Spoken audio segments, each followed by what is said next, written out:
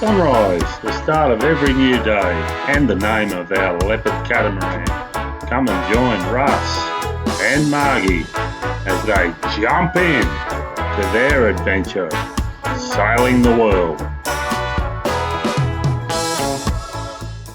Sure is a tough life on Sunrise. In May 2019 we left Southport, Australia and made our way to New Caledonia, where we spent a couple of months cruising around all the islands and the Loyalty Islands before we made our way up to Vanuatu, where we spent a month or so cruising all those islands. We then went down to New Zealand of October 2019 and spent the lockdown there before April in 2020 we made our way to Fiji. In Fiji we cruised around all those islands and we wanted to get out to the Lao group, so we made our way up to Rakiraki. That's where we did a lot of kite surfing, which you saw in the last video. From there we made our way across down through the inside lagoon to just the tiny little island called Namena. It was so beautiful here. We did a drift dive on the outside where it dropped down to about 2,000 meters, and we also dived on a pinnacle. After exploring there for a few days, we made our way across to Savusavu. We anchored on the corner of that island at the Jacques Costeau resort. All the other boats were right into kite surfing, did a lot of kiteboarding there. We did a lot of exploring and waterfall walks and bus tours, and we did some diving on some near the point. This morning we're going diving. What's it called, Margie? Namena Reef. Namena Reef. At Grand Central Station is the name of the dive. Grand Central Station. We're anchored up on this beautiful little island. Lots of birds. Not a brilliant anchorage for anchoring. We're heading out there. Got all our dive gear in the boat, our dive camera. We're going to go and dive Grand Central Station, which is a drift dive along, drops down into 2 kilometres I think. And then we'll come back, fill the tanks, have a rest, and we're going over here to a pinnacle. Apparently it's quite beautiful too. In the Lonely Planet guide it says it's one of the best dives in Fiji.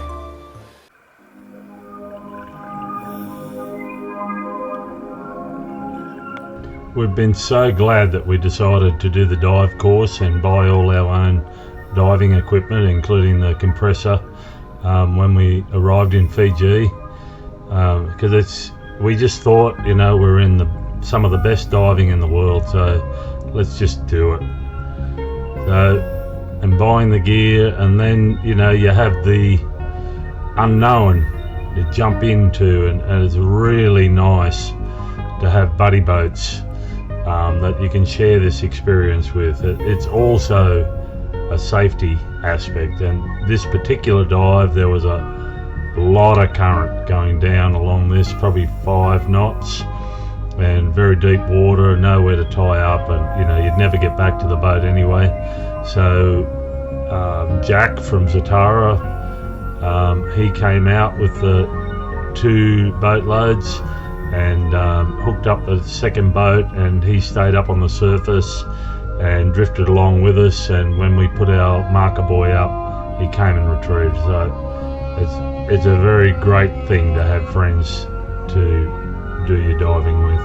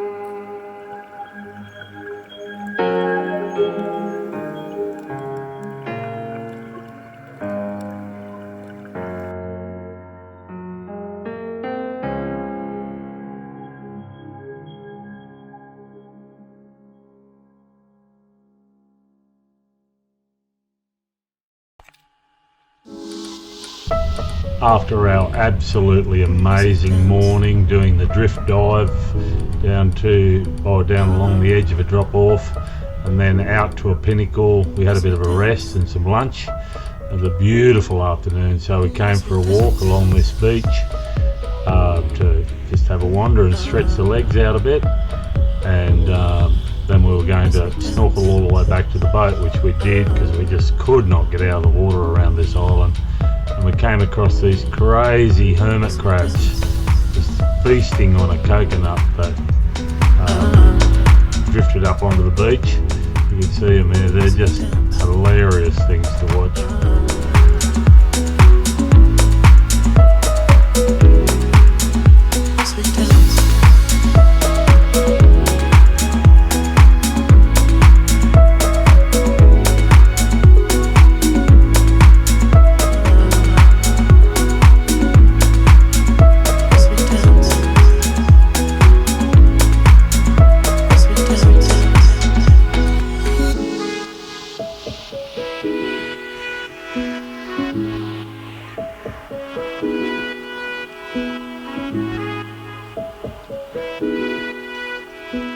Whilst on the boat having lunch, I was looking around the island through the binoculars at all the birds that were nesting and roosting on the island, and I noticed a whole patch of pawpaw trees and bananas growing. So we grabbed the machete, came ashore, and well, it wasn't very easy, but we bashed our way through. There's lots of vines and burrs and thistles and scratchy things. Managed to get through after about an hour and losing a lot of sweat, and got a beautiful bunch of bananas and a few pawpaws. It's just great.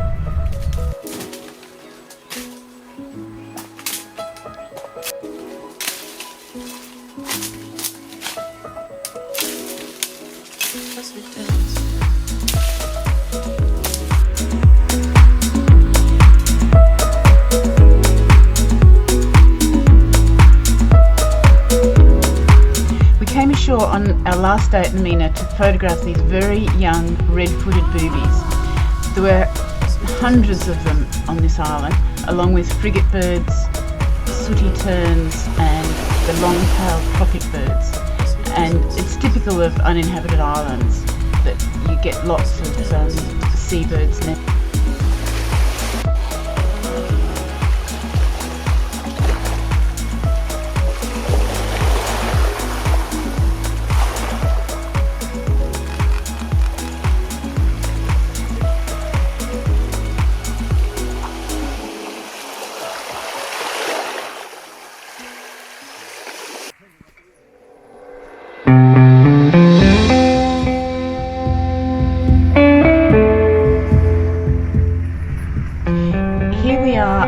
Jacques Costeau resort near Savusavu on the island of Viti Levu. We're all anchored here with Turia, Renegade, Zatara, Vanua, Archer and JP on his 52-foot lagoon. All the other boats were doing a lot of kite surfing because it was a really top kite surfing spot. JP and Russ and I decided to walk to a Fijian Botanical Garden that focused on palm trees. They had hundreds of palm trees from all over the world. This isn't actually the Botanical Gardens, this is just a tree overlooking the ocean. And actually there was fabulous snorkelling all along here and quite a bit of diving as well, which was I guess why the Jacques Costeau resort was here. So this is the walk along to the Botanical Gardens. Houses up on the right, and quite a nice beach all along the edge.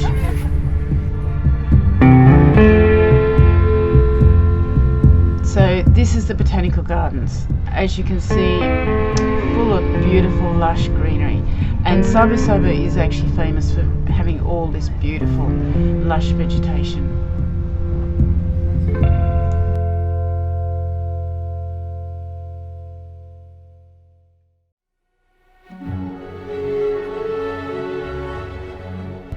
we got back from our walk through the Botanical Gardens, I stuck the drone up to have a look around, and that's the resort on the corner there. And you can see all the kiteboarders down there, all our friends kiting over the shallow reef, which I wasn't real keen on doing because I didn't want to cut myself to pieces. So we decided to jump in our dinghy and go dive a pinnacle, which near the arrow there. So we put all our dive gear and camera in and headed on out to that pinnacle. I got a few shots. It was a really, really lovely dive. Quite windy, probably 25 knots or so, so it was a bit difficult getting in and out of the dinghy, but it was really beautiful.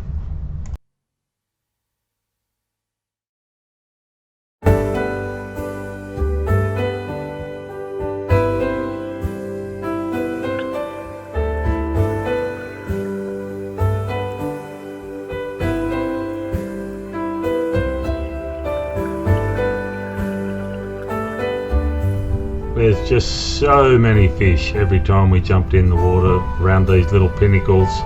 They were just absolutely gorgeous, and you can tell I always get photos of these clowns and these anemones because when I was a little young whippersnapper I used to have a living reef aquarium.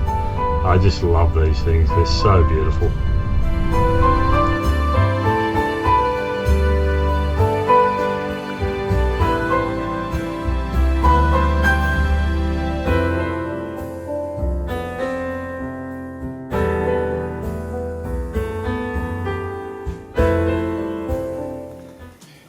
This morning the group of us are going on a big school bus. Where are we going to, Margie? We're going to Mombasa, which is the administrative town for this island, and then we're going to a copra factory and a waterfall. And a waterfall. What about the chocolate factory? Not going there now? No, it takes 10 minutes. And we're going to an Indian restaurant for the lunch, maybe? Oh, well. So I think there's about 30 of us.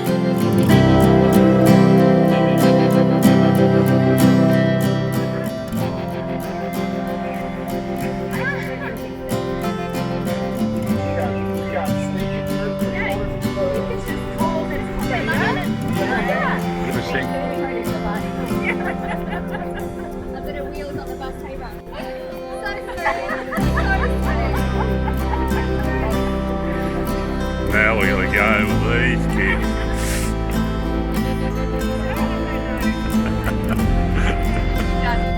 Peppy. Peppy.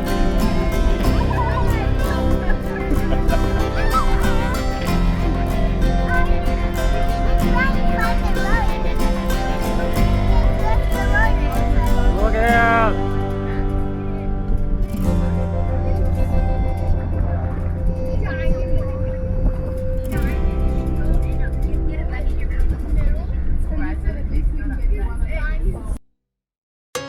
First stop on the tour was the copra factory. We all jumped out and went in and had a look at these guys. So they get all the coconuts. One guy cracks them open with an axe, or a few of them do, and then these people sit around and get the copra out. They get paid per kilo for doing this. It's around about $20 a week they get. And then from when they get the copra out, they put it into big smokers where they dry it, and then they take it into the factory to the distillery where they crush it up and squeeze it and get the oil, coconut oil and the copra.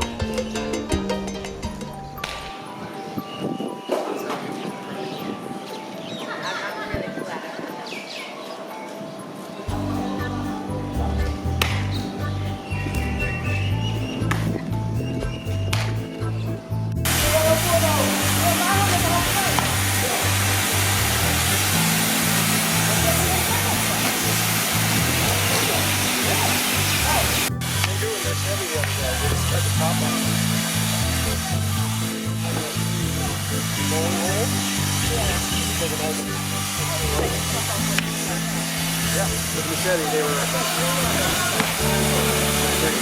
Oh yeah. We were doing this degree.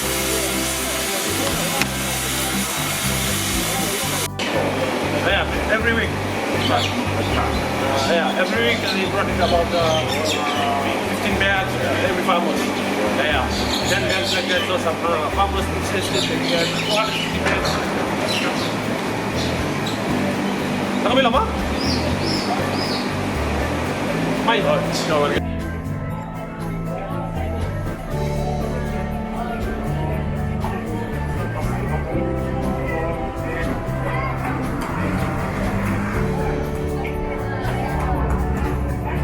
These fresh fruit and veggie markets were scattered all around any of the centres or the little villages. They were such great value. They had a wide variety of produce and, you know, really good value. You can see there those chilies, you know, $1. That's $1 Fiji. It's like 40 cents. Really great.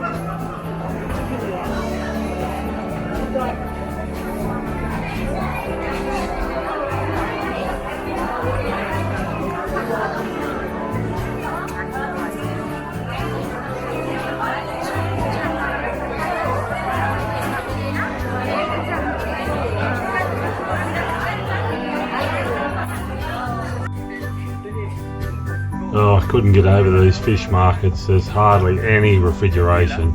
You can see all these old fridges laying in the back. Basically, they've just got the fish in them.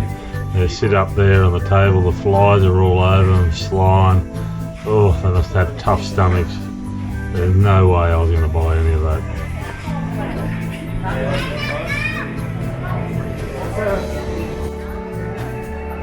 Hola.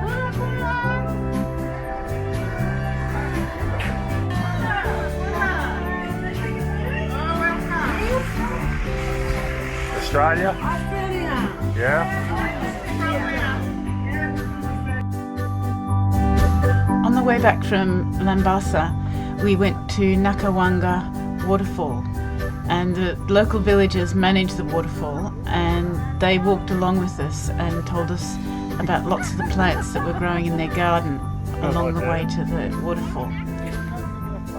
And the women also have little stalls where they sell jewellery and little artefacts. It was a lovely day. It was a very memorable day.